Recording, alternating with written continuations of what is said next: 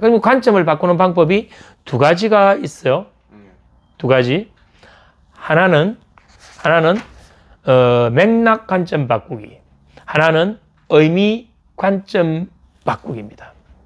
자, 맥락 관점 바꾸기. 어떤 행동이나 반응은 특정한 맥락에서 이해되고 평가되거든요. 그럼 이렇게 보세요.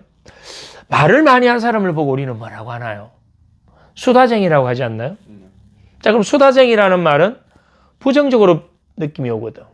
그럼 부정적으로 오게 되면 내가 저 사람을 부정적으로 보게 되면 내가 부정적인 상태에 빠지는 거예요.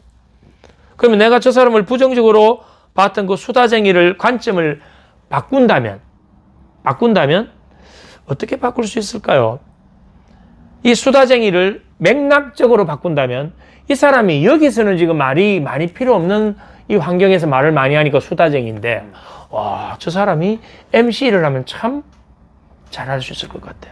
저 사람이 어떤 오락을 진행하는 어떤 레크레이션 강사를 하면 참 잘할 것 같아. 저 사람이 어떤 상황에 대한 설명을 길게 하라 하면 참 잘할 수 있을 것 같아. 뭐를 바꿨나요? 맥락이 지금 여기에서 수업하는 맥락이 아니고 뭐 사회를 보거나 오락을 하거나 다른 뭐 설명을 하는 쪽에서 관점을 바라보면 이 사람이 갖고 있는 말 잘하는, 말을 많이 하는 능력은 대단히 가치가 생겨버리지 않나요? 그러면 수다쟁이다라고 했던 그 프레임에서 이 사람은 말을 아주 잘하는 그런 능력을 가진 사람이네라고 본다면 이건 내 자신에게도 그걸 바꿀 수도 있고 적용시킬 수도 있고 내담자에게 적용시킬 수도 있다. 그렇다면 내담자에게 만약에 수다쟁이라는 프레임은 꼬리표가 되거든요. 낙인 효과. 낙인을 찍어버려요. 그러면 그 내담자를 긍정적으로 변화시키고 성장시켜야 되는데 내가 이 사람을 수다쟁이로 보고 있다면 나는 수다쟁이로서 이 사람을 하고 지금 만나고 있으니까 어떤 변화나 성장을 이루어낼 수가 없는 거예요. 그러면 나는 이 사람이 갖고 있는 관점을 바꿔서 이 사람이 갖고 있는 그 수다쟁이의 긍정적인 어떤 맥락을 바꾸면서 긍정적인 부분으로 비춰서 와, 당신은 말이야 변호사를 했으면 정말 대단한 능력을 가졌을 것 같아. 당신은 말이야 MC를 봤다면 아마 국민 MC가 됐을 거야. 이 순간 그 내담자는 어떻게 될까요? 와, 내가 다른 데서는 인정을 못 받고 내가 수다쟁이로 했는데 와, 내가 갖고 있는 게 대단한 능력이구나. 그러면서 당신이 갖고 있는 그 말 잘하는 능력을 다른 사람에게 뭔가 설명하는 스피치나 연설적으로 쓴다면 당신은 대단한 능력을 가질 수 있겠네요. 당신의 그 능력을, 말 잘하는 능력을 조금 더 아낄 수 있다면, 그 상황에 맞게끔 조절할 수 있다면 당신은 대단한 능력을 가진 사람이에요. 이렇게 해서 그 사람의 긍정적인 자원을 찾아서 비춰줌으로 해서 내담자의 관점이 부정에서 어디로? 긍정으로 확 바꿔버리는 거예요. 대단하지 않나요? 그럼 이 관점 바꾸기는 내 자신에게도 적용할 수 있지만 다른 사람에게도 세상에게도 관점을 바꾸는 걸 적용할 수가 있다 이 말이에요. 자, 흔히 산만하다라고 이야기하는 산만하다. 그걸 우리가 관점을 맥락을 한번 바꿔봅시다. 자, 지금 공부를 하고 있는 이 교실에 이 A라는 학생이 지금 아주 산만한 행동을 하고 있어요. 그래서 선생님은 대부분에 야, 너 앉아. 너 왜 그래 산만해? 라고 뭐 하나요? 산만한 아이로 낙인을 찍어가지고 계속 푸시를 하죠. 그럼 다음부터 선생님이 볼 때 쟤는 뭐가 되나요? 산만한 아이로 계속 비춰지는 거예요. 선생님이 거기에 함정에 빠져버린 거죠. 그 산만함을 우리는 관점을 바꿔버리는 거예요. 바꿔보는 거예요. 그 아이에게 와, 너는 대단한 에너지를 가졌구나. 에너지를 가졌다는 것은 힘을 가졌다는 거지. 그 힘은 우리가 조절할 수 있을 때 가장 아름다운 것이 네가 갖고 있는 그 에너지 힘을 말이야. 이제 공부하는 쪽으로 조절을 할 수 있다면 너는 다른 친구들보다 훨씬 더 능률이 뛰어날 거야. 학습 효과가 더 높을 거야. 라고 해준다면 산만한 아이에서 뭐로 바뀌어버렸나요? 에너지가 강한, 힘이 강한 그걸 조절할 수 있는 학생으로 바뀌어버린 거예요. 물론 그 말 한마디로 모든 게 다 바뀌지는 않지만 우리가 그렇게 보는 그 관점에서부터 그 학생의 변화는 일어나죠. 왜 그럴까요? 학생의 변화는 선생님이 갖고 있는 믿음의 크기만큼만 변하거든요. 그 선생님이 뭘 보냈나요? 넌 에너지가 강한 사람이야. 넌 힘이 강한 사람이야. 라고 해서 관점 바꾸기를 통해서 이 학생의 관점도 바뀌도록 만들었다면 이 학생의 삶이 달라져 버리지 않을까요? 매번 산만하다는 이야기만 듣고 자라는 이 학생은 나중에 부정적 피드백이 나중에 쌓이면 실제로 본인이 어떤 사람으로 인식될까요? 산만한 사람으로. 나는 뭔가 못하는 사람으로. 부정적인 제한 신념에 걸려버려요. 이만큼 관점 바꾸기가 중요하다. 큰 힘을 갖고 있다. 이걸 우리가 맥락 관점 바꾸기라고 합니다. 그러면 의미 관점 바꾸기는 뭘까요? 의미. 자, 의미 관점 바꾸기. 의미 관점 바꾸기는 아주 쉬운 거예요. 맥락은 이 상황이 아닌 다른 상황에서는 이게 정말 좋은 거다. 라고 해서 했다면 의미는 그 내용을 바꿔버리는 거예요. 예를 들어서 봅시다. 다소 조금 이런 체격이 몸무게가 많이 나가는 사람이 있어요. 그 사람에게 넌 왜 그래 비만해? 라고 했다면 이건 부정적인 프레임이죠. 넌 비만한 사람이야. 그 본인도 난 비만해, 난 비만해, 난 뚱뚱해. 다른 사람들도 넌 뚱뚱한 사람이야, 넌 비만한 사람이야. 심지어는 그게 일반화되면서 너는 게으른 사람이야, 본인도 난 게을러. 점점 부정의 늪으로 빠져들어 버려요. 자, 이걸 내용, 의미로 바꿔보자고. 아까 맥락은 상황을 바꾸는 거라서 상황 리프레이밍이라고 하기도 합니다. 맥락과 상황 같은 거요. 그러면 의미는 뭐를 바꾼다? 내용을 바꿔버린다. 그래서 의미 관점 바꾸기 또는 내용을 바꾼다 해서 내용 관점 바꾸기라고도 합니다. 같은 거예요.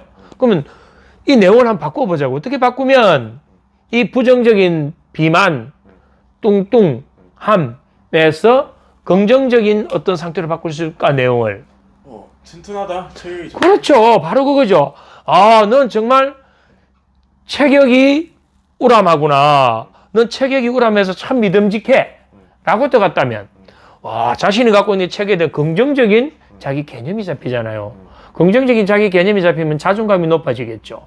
자존감이 높아짐으로 해서 자신의 가치를 더 올린다면 매사에 뭔가 적극적이 되고 자신감이 생기지 않을까요? 뭐에 의해서? 관점 하나 바꿔서 그 부정적인 것을 긍정적으로 바꿔줬단 말이에요. 체격이 좋고 또 체격이 좋고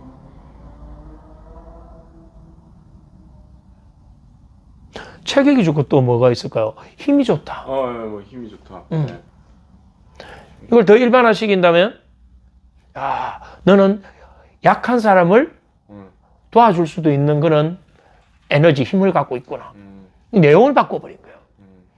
이 똑같은 비만과 뚱뚱함이라는 걸 가지고 맥락으로 바꾸면 어떻게 될까요?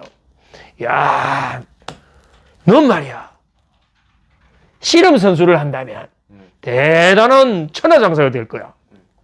뭘로 바꿔버렸나요? 상황을 바꿔버렸죠. 줄다리기 할 때 너 같은 친구 3명만 있어도 우리 팀이 무조건 이길 거야. 뭘로? 어느 상황으로? 줄다리기. 상황을 바꿨다. 그 맥락을 바꿨다. 그럼 어떤 문제에 대해서 맥락과 의미, 이 두 가지 관점에서 접근해서 부정을 긍정으로 바꿀 수 있는 게 정말 많지 않을까요? 그 많은 것을 활용할 수 있다면 어떤 내담자도 어떤 문제도 우리는 긍정적으로 해결할 수 있고 도와줄 수 있다. 근데 이 맥락 바꾸기랑 의미 관점 바꾸기랑 정확하게 이것도 구분이 돼요? 되죠. 자, 이렇게 보세요. 간단하게 정리합시다. 맥락은 여기가 아니고 다른 데 적용시키면 어떻느냐. 이렇게 이해하세요? 이게 이제 상황을 바꿨다 이 말이에요.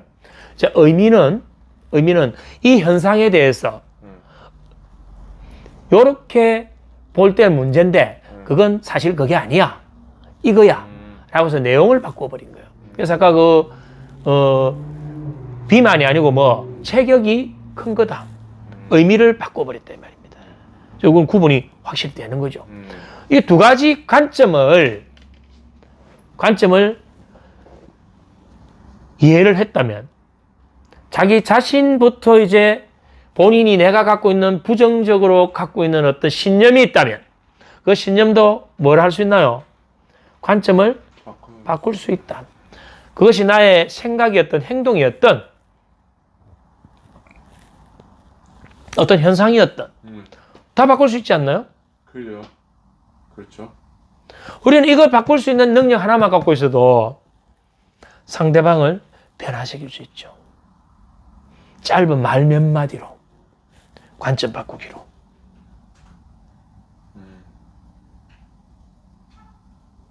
실제로 교육 현장에서는 어린 학생들을 가리키는 곳에는 보면 항상 산만한 아이다라는 어떤 꼬리표들이 붙어 다닙니다. 정말 그 아이가 산만할까요? 우리가 통일된 집단 교육에서 획일적인 어떤 그런 걸 강요를 받죠, 학생들은. 근데 학생들은 저마다 다른 존재예요. 그들이 학습하고 경험한 것이 다르고 유전적 기질도 다르고. 그럼 어떤 학생들은 민감성이 높고 어떤 학생들은 민감성이 낮고 어떤 학생들은 뭔가 좀 차분해져 있는 성격이 있는가 하면 어떤 학생들은 끊임없이 뭔가 에너지가 분출돼야 돼요. 다 다르다. 근데 그 다르다라는 그런 부분에서 누군가 한 명이 특출한 행동을 하게 되면 그건 찍히는 거예요.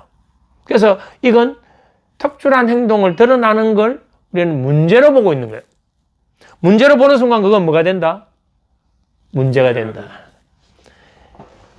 다만 우리는 교육 현장에서 완벽한 교육이라는 건 존재할 수가 없어요. 그러니까 20명의 학생이 있으면 20명의 선생님이 붙는 게 아니잖아요. 한 명의 선생님이 이 20명의 다른 존재를, 개성을 가진 이 존재를 완벽하게 1대1로 맞춰줄 수는 없죠. 그러다 보니까 이 단체 생활에서 정해진 어떤 규범이나 규율, 여기에 어긋나는 학생들에 대해서 우리는 뭐 한다? 산만하다라는 꼬리표를 붙이는 것일 뿐이지 사실은 그 애들이 산만한 아이가 아니고 더 많은 에너지를 갖고 있는 학생일 수도 있거든. 호기심이 더 많은 것일 수도 있다 이 말이에요. 더 민감성이 높은 학생일 수도 있다 이 말이에요. 그 학생이 천재성을 가졌을 수도 있다 이 말이에요. 그런데도 우리는 그걸 산만함이라는 어떤 부정적인 문제 프레임에 가두어 버렸을 뿐이지. 근데 그걸 만약에 그 문제를 가지고 있는, 우리가 문제라고 보고 있는 그 학생을 1대1로 그 학생이 갖고 있는 그 문제라고 보고 있는 그걸 관점을 바꾸어 가지고 선생님이 먼저 관점을 바꾸는 거예요. 그래서 그 학생도 자신의 관점을 바꾸도록 그 작업만 들어간다면 얼마든지 그 산만함이 뭘로 바뀔 수 있다? 호기심과 에너지로 바뀔 수 있고 뭔가의 창의적 사고를 할 수 있는 그러한 능력을 갖고 있는 훌륭한 학생으로 성장할 수 있는 거죠. 이게 관점 바꾸기입니다.